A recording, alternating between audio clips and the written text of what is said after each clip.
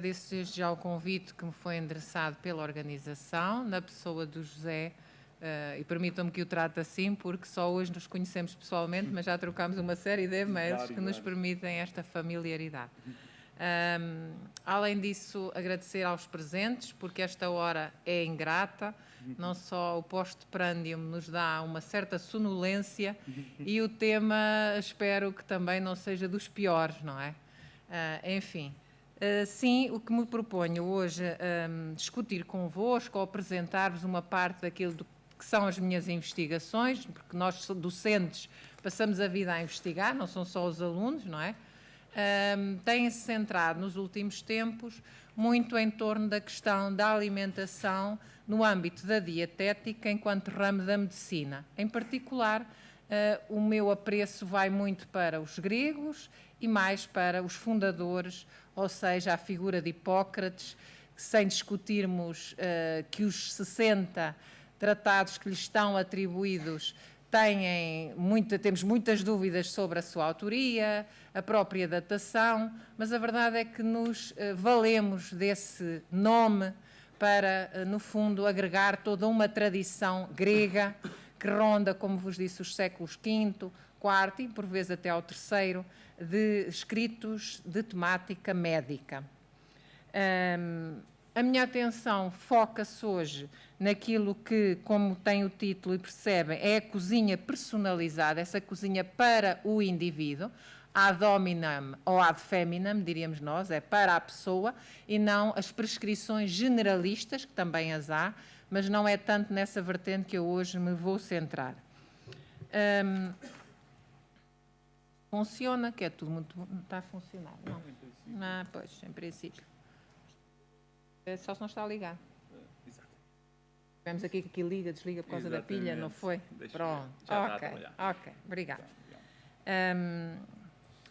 Desse conjunto de obras vasto, 60 tratados, eu vou focar-me sobretudo naqueles que tratam da questão da dietética e, em particular, desde logo, num que é mais um tratado de filosofia da história da medicina, chamado Da Medicina Antiga.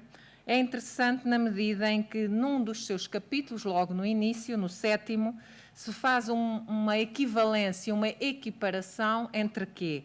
Entre o médico e o primeiro cozinheiro, no sentido em que a ambos assiste o mesmo, portanto, a citação eu passo a citar, um princípio lógico que é o mesmo e único, e uma descoberta idêntica.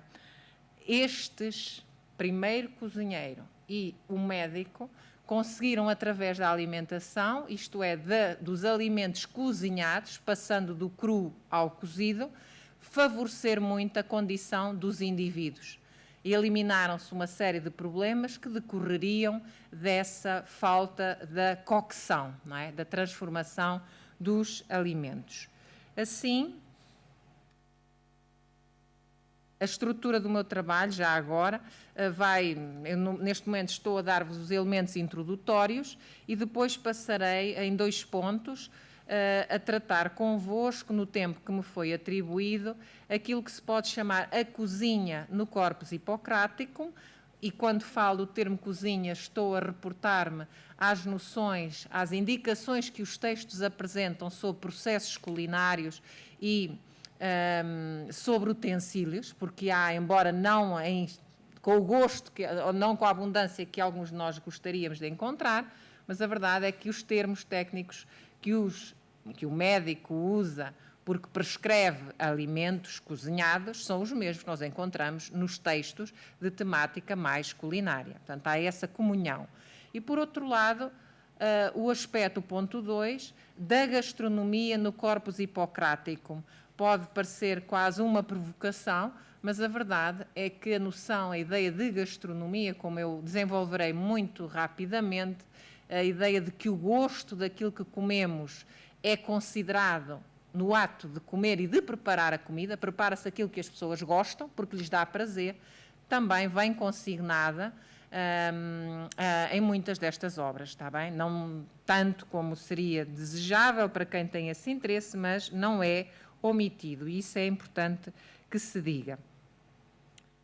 Claro que o autor anónimo do tratado de que vos falei, de início, da medicina antiga, faz esta equivalência, esta comparação, mas não deixa de ter consciência que a ciência dietética, não é? Esse estudo da dieta, do comer, do beber, dos hábitos de vida que dão saúde ou que permitem recuperar na situação de doença, é um saber mais complexo e mais trabalhoso do que a prática da cozinha. Portanto, há também essa consciência que estamos entre dois conhecimentos de patamares diversos em termos de exigência e de conhecimento teórico. Também a informação nesse texto de que esta descoberta da medicina é para atender às necessidades de um fragmento específico da população, dos doentes. Portanto, a medicina foi criada, entre aspas, para isso mesmo, para atender às necessidades específicas dos doentes.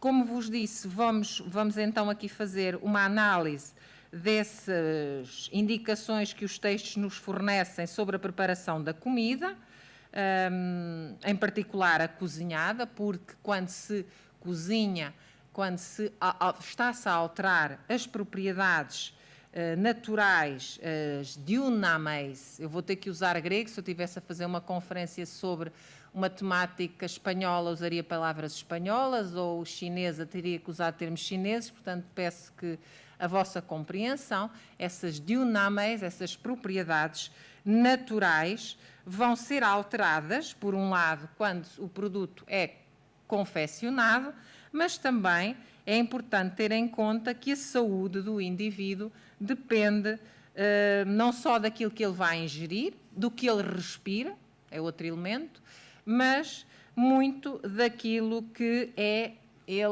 do que é a sua natureza. Há a natureza do que se come e há a natureza do indivíduo. A physis, neste caso, que é condicionada pela idade, o género, o meio ambiente e, naturalmente, isto permite aos médicos criar quatro tipos fisiológicos muito distintos. Todas estas considerações para alguns de vós já serão conhecimento adquirido, para outros, como o público é diverso, eu tenho que fazer estas pequenas observações. Esses quatro tipos fisiológicos decorrem do domínio dos quatro elementos, do calor, do frio, da umidade ou da secura. E o equilíbrio, a saúde é, portanto, um equilíbrio entre a physis, um indivíduo tem um organismo quente, frio, úmido, seco ou combinado, mas há sempre um que predomina, e os fatores externos de que vos falei. Naturalmente, a lógica, o princípio que permite fazer o equilíbrio é da compensação pelos contrários. Tão prático quanto isto, uma constituição fria vai ter que ter uma alimentação à base de produtos que tenham o predomínio da propriedade quente. E sempre dentro, que é úmido, vai ter que se compensar o excesso de umidade por produtos e alimentos que sejam secos. Só assim, e estamos a ver como é que é óbvio essa razão para eu falar, como vão ver na sequência, de um grande especialista no corpus hipocrático, numa cozinha personalizada, porque cada indivíduo tem a sua idiosincrasia, não é? Tem a sua particularidade física, e, portanto, tem que ser tratado de acordo com aquilo que ele é e não pode ser um tratamento genérico. Além disso, estando um indivíduo doente, no caso da cozinha terapêutica, há ainda que ter em conta não só a sua physis, as diunameis do que ele vai ingerir, mas a gravidade da doença. Isto permite distinguir 3 tipos de dieta alimentar. Se o indivíduo se encontra numa situação de maior debilidade, recomenda-se uma dieta líquida. Quando a situação já é mais confortável, embora não seja ainda a desejada cura, a dieta pastosa, para se chegar à dieta sólida, em quem já está num processo mais próximo da cura e já consegue então deglutir e mastigar como encontrando-se em saúde.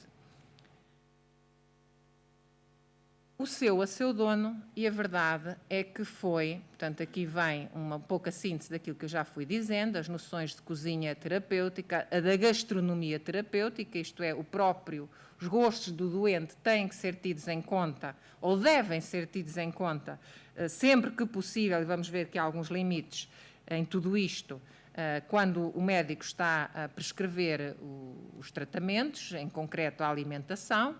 Mas a ideia de cozinha terapêutica surgiu e foi consagrada por um dos grandes nomes dos estudos hipocráticos, que é Jacques Joannin, e eu trago ali a citação e o estudo de onde é retirada, porque este helenista eminente disse: "Medicine, therefore, is a sort of a personalized cooking." Portanto, a cozinha personalizada foi aqui que eu fui buscar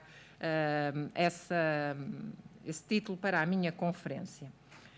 É verdade, encontramos, e eu vou demonstrá-lo, uma série de indicadores desse cuidado com uma cozinha vocacionada para cada indivíduo, para cada paciente, mas houve um outro autor, neste caso uma autora, igualmente famosa pelos estudos em Hipócrates, que pareceu-me que entrava um pouquinho em contradição com algo que depois a análise dos textos me revelou. E nós concordamos com os mestres e, por vezes, divergimos dos mestres. É sempre assim, não é? O conhecimento faz-se desse diálogo. Não que divirja em absoluto, de Elizabeth Craig, mas penso que é preciso modular um pouco a afirmação dela, porque quando ela diz que Hipócrates, essa figura, não é, tutelar dos tratados hipocráticos, era um dietético, ou portanto um dietitian teórico apenas, não é? Alguém que não sabia nada da cozinha. É verdade que estes textos não foram escritos, nem podia ser, para fazer e para dar informações culinárias pormenorizadas. Não era esse o objetivo. E quem o procurar que se desengane, não é? Mas, independentemente de não ser esse o seu propósito fundamental, a verdade é que nós conseguimos detectar na escrita, na linguagem e na aproximação uma presença clara de quê? De conhecimentos práticos de culinária e uma referência aos utensílios. Mas isto tinha que ser mesmo assim. O médico, ao receitar formas de alimentação terapêutica, tem que saber do que está a falar. E a linguagem é comum. Também é importante lembrarmos que há sempre um ambiente cultural, um contexto intelectual que não se pode menosprezar quando se estuda os autores que estamos a estudar, e em concreto no caso de Hipócrates, que é o século V, IV, antes de Cristo, e nesse contexto cultural nós temos outros testemunhos, felizmente, que atestam que, paralelamente àquilo que é compreensível, ou seja, que tenha em conta que o apetite deve ser considerado quando se prescreve uma dieta a um doente, porque estimular-lhe o apetite é meio caminho andado para o sucesso da cura, ok? Também há um outro ambiente sociocultural que sabemos que estava bem florescente na época, que é o culto da mesa requintada. O culto da mesa, do comer bem, do ter prazer em comer, é algo que não é estranho à época destes autores, não seria estranho ao ambiente e aos ambientes que eles frequentavam. Em concreto, um outro autor que tenho estudado com particular atenção, que é o mais antigo poema gastronómico grego, chamado Ediopateia, ou seja, a experiência dos prazeres, a pateia dos prazeres, é um bom, e é do século muito próximo, portanto são trabalhos contemporâneos, um bom exemplo de como os intelectuais tinham atenção que não é só comer, mas é comer bem, com requinte, e por isso temos aqui um paralelo de época que nos permite perceber que não podemos estudar os textos hipocráticos isolados só focados naquilo que é o universo médico, mas também há contributos de outros universos, neste caso os escritos de temática gastronómica, que nos ajudam a perceber o porquê de aqui encontrarmos essas referências. Passando agora, sim, ao concreto do ponto 1, que eu vos atrás apresentei, da cozinha no corpus hipocrático, o que tenho para vos começar a apresentar é de facto que num dos textos que eu agora vou apresentar-vos uma passagem, precisamente no da dieta, já aqui vem, penso eu. Exatamente, não está ali identificado, mas este texto é retirado, deixem-me cá ver se eu tenho aqui exatamente, do texto é tirado da dieta. E porque é que este passo é particularmente interessante? Eu não vou lê-lo todo, seria demasiado cansativo para vós.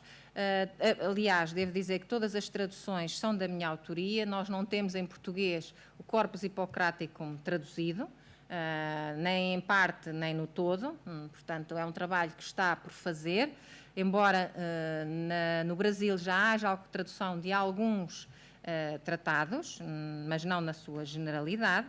Portanto, as traduções são todas minhas, e este, muito concretamente, eu sublinhei ou pus a negrito as palavras que são termos técnicos de cozinha que vêm num contexto de um escrito médico.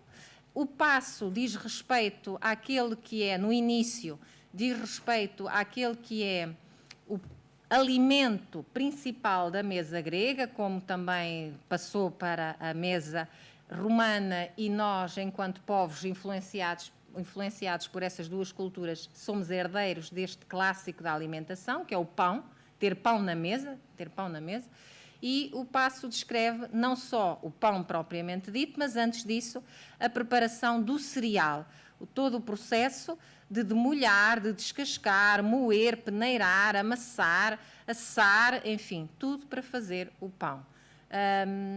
E os verbos que ali vêm são verbos, para quem estudou, como foi o meu caso, já esse conjunto do poema gastronómico, o vocabulário para dizer cozinhar é muito restrito. E é aquele que eu encontro também à época nos tratados hipocráticos. A mesma coisa, quando eu quero dizer cozinhar em líquido, uso um verbo que ali vem, que é o verbo epsein. Quando eu quero dizer o verbo assar, não vem ali identificado, mas é optan, e é o que me vai aparecer, quer seja escrito científico, quer seja um escrito culinário. Portanto, aí não há divergência. O fazer, o cozinhar, pois já tenho aqui o meu Cronos a trabalhar, muito bem, muito bem. Vamos então continuar a apresentação. O termo deste passo é particularmente interessante porque dá um bom exemplo de como se evoluiu de um estádio pré-cocção e com a cocção se inventa o quê? Há aqui algum, enfim, algum empolamento da parte deste autor, mas se inventa a técnica, não está lá a palavra, mas subentende-se, médica está, e a triqué. Portanto, é disso que temos a medicina quando temos a cozinha. No fundo, é esta origem primeva, por isso é que falo da proto-história da medicina, a culinária é essa proto-história da medicina.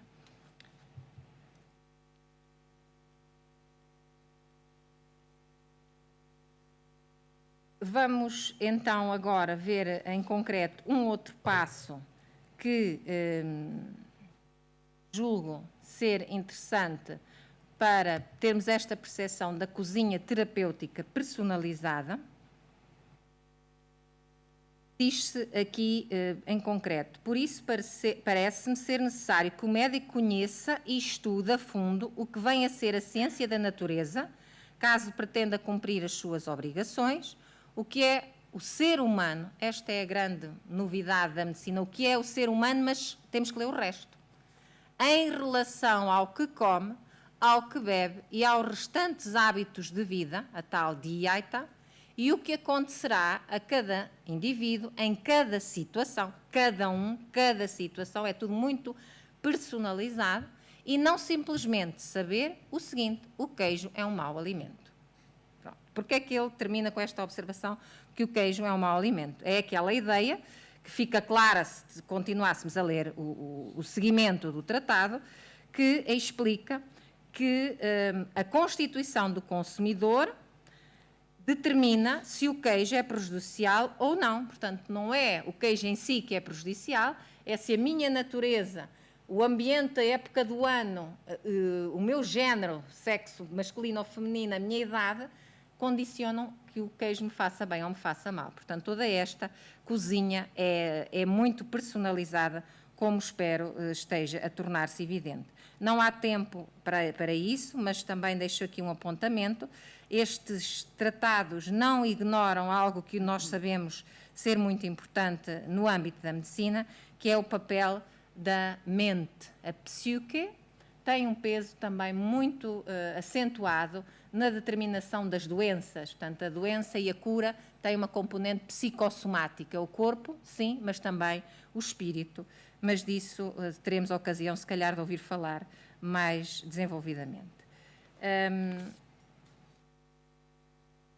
Vamos também aqui apresentar apenas mais um outro passo, porque é muito interessante, na medida em quase que temos uma tabela de equivalências entre as dunamis, isto é, as propriedades que os alimentos têm, e como é que elas são transformadas quando eu cozinho esses alimentos. Isto é escrito para médicos, ok? Portanto, o médico tem que saber o que dizer ao quem vai preparar o alimento para o doente, está bem? Portanto, ele também tem que ter um conhecimento técnico sobre a comida. Só não há tempo para atentar em tudo, mas vejam ali a parte a negrito. Assim, os alimentos fortes, há que cozê-los e refrescá-los muitas vezes para lhes diminuir essa propriedade, esses serem fortes, pesados, diríamos nós.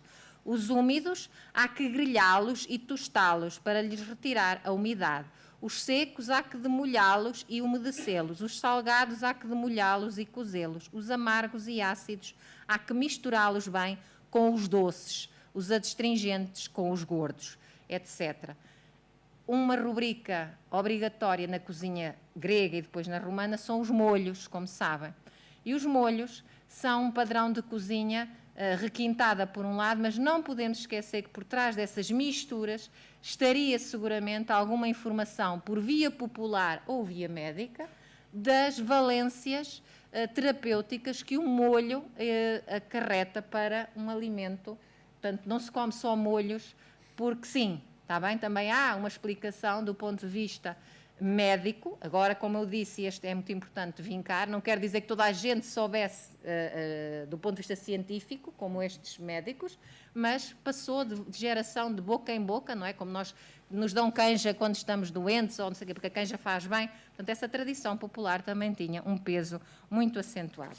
Rapidamente, antes que Cronos me devore, porque é esse o papel do Deus, não é? Devorar-nos, é o que o tempo nos faz, acho que é uma imagem belíssima de um mito grego.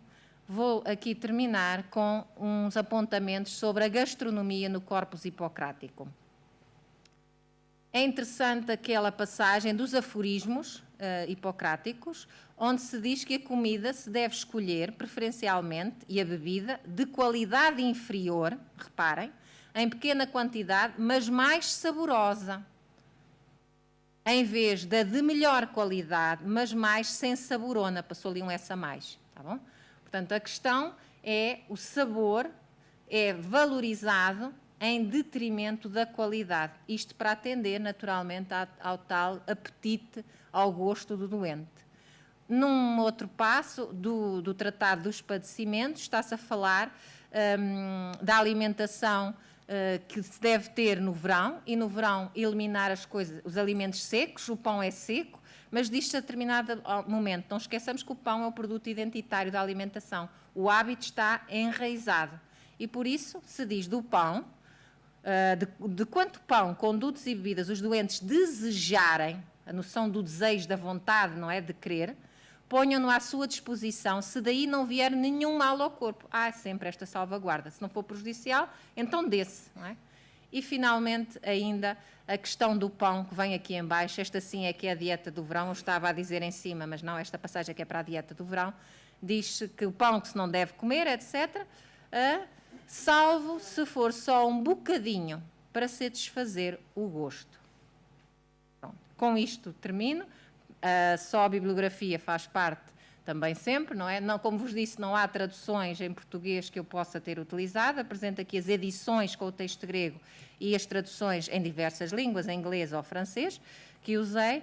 E, finalmente, alguns estudos selecionados, uma pequena amostra daquilo que sobre Hipócrates se tem escrito. Muito obrigada e peço desculpa ao Cronos. Muito obrigado, senhora.